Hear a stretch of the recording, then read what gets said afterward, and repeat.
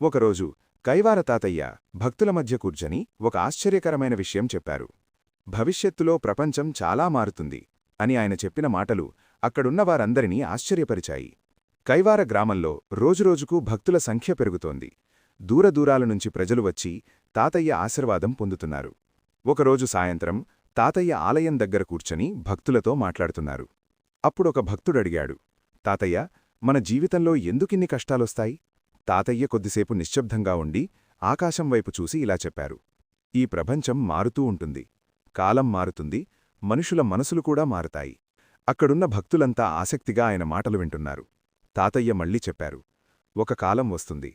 మనుషులు ధర్మాన్ని మర్చిపోతారు. లోభం, కోపం, అసూయ ఎక్కువవుతాయి. ఈ మాటలు విన్న భక్తులు కొంచెం భయపడ్డారు. అప్పుడు తాతయ్య చిరునవ్వుతో ఇలా అన్నారు, కాని ఒక విషయం మాత్రం ఎప్పుడూ మారదు. దైవంపై విశ్వాసమున్నవారిని దేవుడు ఎప్పుడూ కాపాడుతాడు. ఆ మాటలు విన్న భక్తుల మనసుల్లో కొత్త ఆశ పుట్టింది. ఆ రోజునుంచి తాతయ్య చెప్పిన ఉపదేశాలు చాలామందికి జీవితమార్గం చూపాయి. తాతయ్య కేవలం అద్భుతాలు చేసిన మహానుభావుడు కాదు, జీవిత సత్యాన్ని చెప్పిన ఒక గొప్ప గురువు. కైవార తాతయ్య పేరు కాలం గడిచినా భక్తుల హృదయాల్లో చిరస్థాయిగా నిలిచిపోయింది. నెక్స్ట్ ఎపిసోడ్ 6లో కైవార తాతయ్య జీవితంలో జరిగిన అత్యంత గొప్ప అద్భుతం మరియు ఆయన చివరి దివ్య సందేశం.